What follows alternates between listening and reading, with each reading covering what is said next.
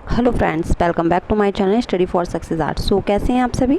देखिए, इस वीडियो में आज हम पाल शैली और अभ्रंश शैली के बारे में कुछ वन लाइनर क्वेश्चन देखेंगे और ये वीडियो आपके लिए मोस्ट इंपॉर्टेंट होने वाला है। और ये क्वेश्चन जो है आपके आर्ट के जितने भी एग्जाम बनते हैं, UP TGT, PGT, RPSC, KVS, NBS, net, JRF, जितने भी एग्जाम होते हैं आर्ट के, उन सभी में ये क्वेश्चन पूछे जाते हैं। और ये सारे क्वेश्चन जो है रिपीटेड हैं और आने वाले एग्जाम में भी हो सके आपको यहाँ से मिल जाएँ, तो ये आपके लिए सॉल्व करना बहुत ज़्यादा ज़रूरी है। तो चलिए देखते हैं, भारत में लघु चित्रों की शुरुआत किसने की। तो ये हमारे पाल शासक ने की।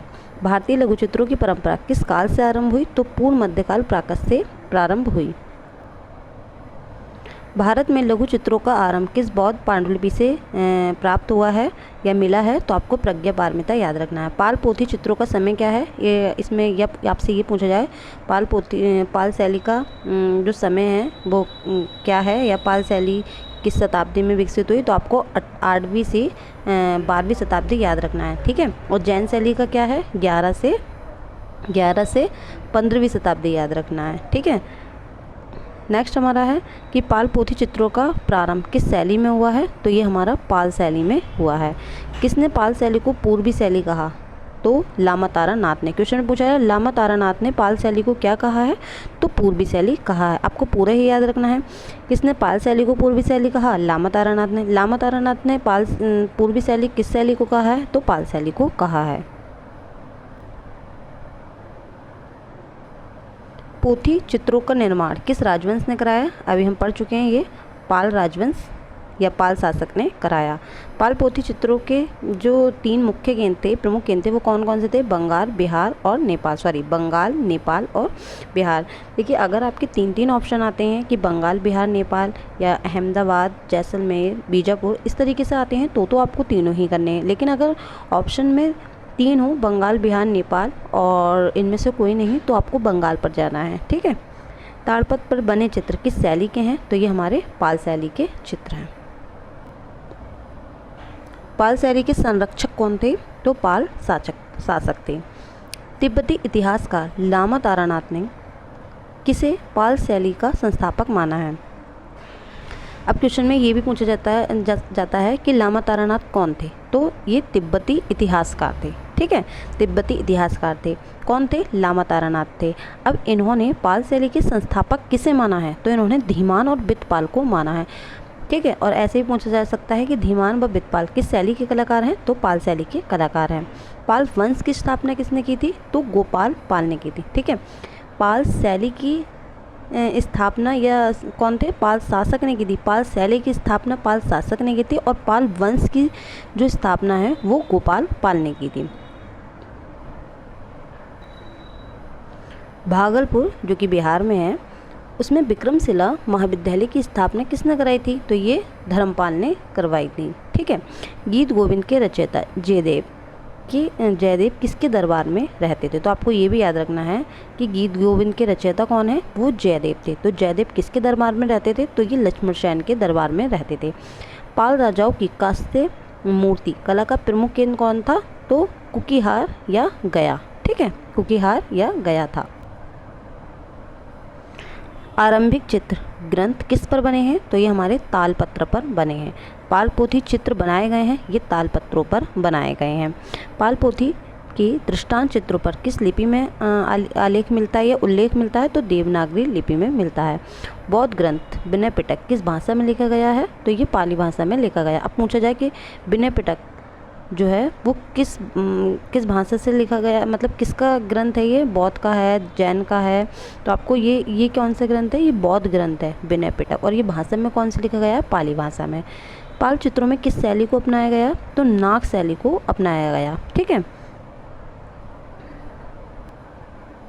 पाल चित्रकला किस प्रदेश की है। तो ये बंगाल की है। अजंता की परंपरा विद्यमान है पाल शैली में। बौद्ध युग मुद्रा में कमल पर आसीन किस शैली का उत्कृष्ट चित्र है। तो ये पाल शैली का चित्र है। अब ये देखना है कि पाल प्रमुख सचित्र पाल पोथी में जो चित्र प्राप्त हुए हैं या पाल शैली से संबंधित चित्र हैं वो कौन कौन से हैं। तो प्रज्ञा पारमिता, साधनमाला, पंचशिखा, करणदेव गुहा तथा गंध व्यू। आपको ये 5 ही याद करना है। क्वेश्चन में ऐसे भी पूछा जा सकता है कि निम्नलिखित में से कौन पाल शैली का ग्रंथ नहीं है। तो 3 इसमें से आपको कोई दे दो और चौथा जो है वो अलग दे दो, इसलिए आपको सारे ही याद रखने हैं।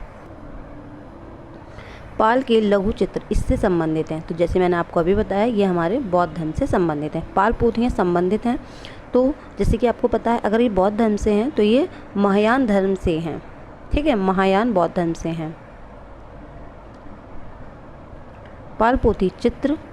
पाल चित्र शैली का आधार क्या है? तो प्रज्ञा पारमिता है। ताड़पर्वत चित्रित ग्रंथ, प्रथम चित्रित ग्रंथ कौन सा है पाल शैली का? तो वो भी प्रज्ञा पारमिता है। पाल शैली में चित्रित प्रथम ग्रंथ कौन सा है? ये प्रज्ञा पारमिता है। ये तीनों क्वेश्चन जो हैं ये अलग अलग एग्जाम में पूछे गए हैं। जैसे कि मैंने आपको अभी बताया, ये राकेश गोस्वामी की बुक है, रिवीजन नोट्स हैं, और ये सारे 1 लाइनर क्वेश्चन हैं। तो ये सारे क्वेश्चन वो ही हैं जो एग्ज़ाम में पूछे जा चुके हैं, अलग अलग एग्ज़ाम में अलग अलग तरीके से पूछे गए हैं।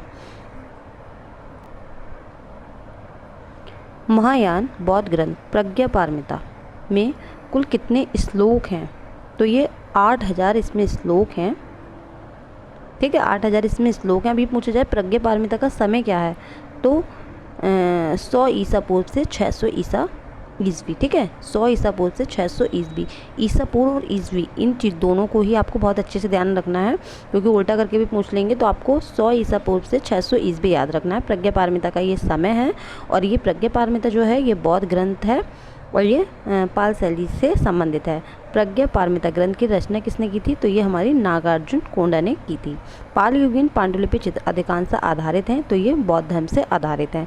पाल शैली में बने चित्र का आकार क्या है? तो 22.25 इंच लंबा तथा 2.25 इंच चौड़ा है। आपको जो है ऐसे लिखा हुआ मिलेगा, इसमें हिंदी में नहीं मिलेगा, तो आप इस तरीके से याद करना। पाल शैली में चित्रों में किस रंग का प्रयोग नहीं हुआ है? तो स्वर्ण रंग का प्रयोग उसमें नहीं हुआ है। इसी में हम जैन शैली भी देखेंगे। अब है जैन चित्रकला कहलाती है। तो देखिए, कुछ लोग कहते हैं कि जैन चित्रकला जो है लघु चित्रकला कहलाती है, लघु चित्र, और कुछ लोग कहते हैं पोथी। तो देखिए, इसका जो आंसर है, इसमें 1 लाइनर क्वेश्चन में कुछ आपको आंसर जो है गलत भी मिलेंगे, लेकिन मेरे अकॉर्डिंग इसका आंसर पोथी चित्र होगा, ठीक है। जैन चित्रकला जो है, सॉरी मैंने पौधी लिख दिया, पोथी, ठीक है, पोथी चित्रकला कहलाती है ये। जैन चित्रकला क्या कहलाती है? लघु चित्र नहीं, पोथी चित्र आपको याद रखना है। पोथी लघु चित्र कला कहलाती है। जैन शैली को पश्चिमी भारतीय शैली किसने कहा है? तो आनंद कुमार स्वामी ने कहा है। आनंद कुमार स्वामी ने जैन शैली को क्या कहा है? पश्चिमी भारतीय शैली कहा है। ये देखिए कल्पसूत्र है, चलिए मैं आपको दिखा, देखिए ये जैन शैली जो कि जिसको हम अभ्रंश शैली कहते हैं, ये कल्पसूत्र है, और इसमें महावीर जो है उनका जन्म दिखाया गया है। ये कुछ लिपियां लिखी हुई हैं। महावीर जो कि 24वें जैन तीर्थंकर थे, उनका जन्म चित्रित किया गया है, तो ये कल्पसूत्र में किया गया। अब क्वेश्चन में पूछा जाए कि जैन धर्म के 24वें तीर्थंकर कौन थे? तो वो महावीर स्वामी थे, ठीक है। अभ्रंश शैली में अंग और जो प्रत्यंग बने हैं वो स्थिर और जकड़े हुए बने हैं। भारत में सचित्र जो पुस्तकें हैं सर्वप्रथम किस माध्यम पर बनी हैं? तो देखिए, कुछ लोग जो है इसका आंसर जो है सचित्र पुस्तकें जब आ जाता है तो कुछ लोग कागज़ कर देते हैं और कुछ लोग इसका तालपत्र कर देते हैं, ठीक है। तो इसका आंसर जो है कहीं कहीं आपको तालपत्र भी मिलेगा आंसर, और कहीं कहीं आपको कागज़ भी मिलेगा। तो इसका आंसर आप लोग अपने अकॉर्डिंग लगा सकते हैं। जैन तीर्थंकर चित्रों के प्रमुख विषय क्या है? तो तीर्थंकर और उनकी जीवनी है। जैन चित्रकला भारत के किस क्षेत्र की है? तो किस क्षेत्र की है? पश्चिमी क्षेत्र की है, ठीक है। और लघु चित्रकला जो है वो हमारी पूर्वी क्षेत्र की, और जैन हमारी कहाँ की है? पश्चिमी। अभ्रंश चित्रों का विषय क्या है? जैसे कि मैंने आपको बताया ये जैन शैली है, तो जैन ही इनका विषय है। कल्पसूत्र का सर्वप्रथम चित्रण किस शैली में हुआ है? ये जैन शैली में हुआ है। और अब पूछा जाए कि कल्पसूत्र किस शैली से संबंधित है? तो ये जैन शैली से संबंधित है। कल्पसूत्र किसकी रचना है? ये भद्रबाहु की रचना है। परलियाँ किस शैली की चित्रों की विशेषता है? तो ये हमारे अभ्रंश शैली के चित्रों की विशेषता है। सवाचस्प चेहरे, चेहरे के बाहर निकली हुई बड़ी बड़ी आँखें इत्यादि किस शैली की विशेषताएं हैं? तो ये जैन शैली की विशेषताएं हैं। खिलौनों की तरह पशु पक्षियों का अलंकरण किस शैली में हुआ? तो ये हमारे अभ्रंश शैली में हुआ है। जैन धर्म के अनेक तीर्थंकर किस सचित्र पुस्तक में चित्रित किए गए हैं? तो कालकाचार्य कथा में। कालकाचार्य कथा यह क्या है? तो ये जैन हस्तलिखित चित्र है। ये पूछ लिया जाए ये कालकाचार्य जो कथा है किस धर्म से है, बौद्ध, ब्राह्मण, जैन, सिख, तो आपको जैन धर्म याद रखना है। कालकाचार्य कथा और कल्पसूत्र चित्रित किया गया है जैन लघु चित्र।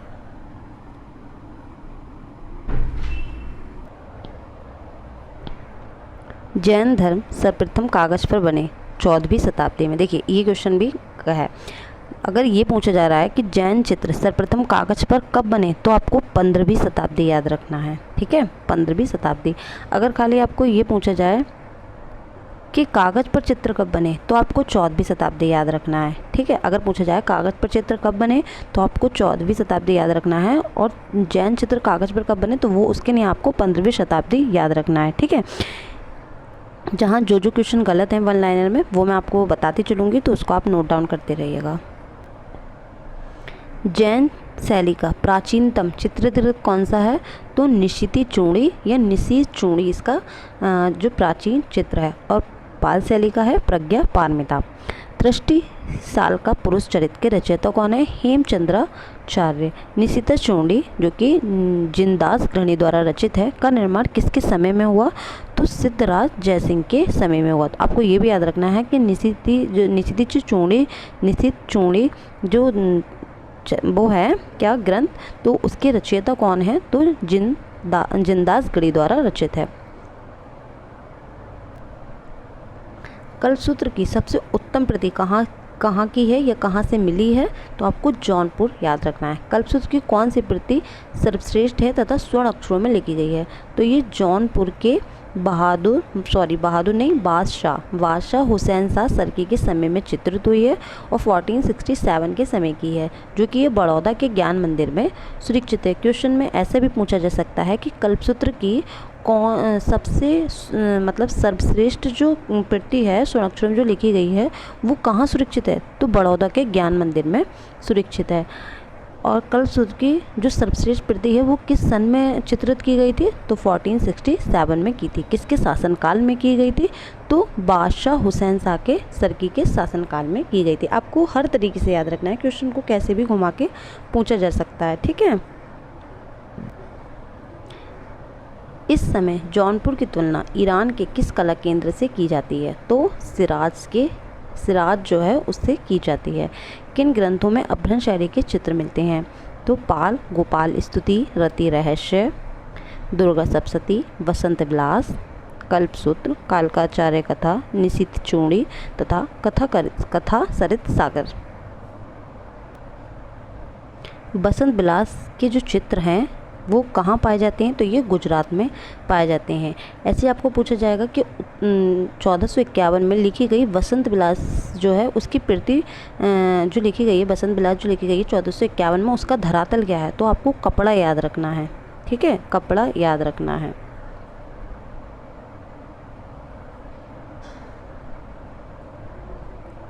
किस शैली के चित्रों में सीमांत रेखा को निब की सहायता से काली स्याही से बनाया गया है, तो ये अभ्रंश शैली में ही बनाया गया है। पश्चिमी भारतीय शैली के आकारों की ब्रह्म रेखा या बाहर की रेखा जो है जिसे आउटलाइन कहा जाता है, वो किससे बनी हुई है, तो काली स्याही से कलम द्वारा बनी गई हैं। लॉर्ड चंदा के लेखक कौन है, मुल्ला दाऊद। अभ्रंश शैली के चेहरे दिखाई देते हैं भाव शून्य। ठीक है, जैन शैली के चित्रों में किन रंगों की प्रधानता है, तो प्राथमिक रंगों की प्रधानता है। प्राथमिक रंग आपको मुझे सभी को बताने हैं कमेंट सेक्शन में। ठीक है, जैन शैली में पशु पक्षियों तथा प्राकृतिक चित्रण कैसा है, तो अस्वाभाविक है। पर चित्रों के निर्माण में किस शैली को अपनाया गया था, तो गौड़ शैली को अपनाया गया था। कपड़े पर निर्मित उस काव्य कलाकृति का नाम बताइए जो श्री मेहता को गुजरात से मिली थी, तो अभी मैंने आपको बताया था बसंत विलास जो है वो हमारी कपड़े पे चित्रित की गई है।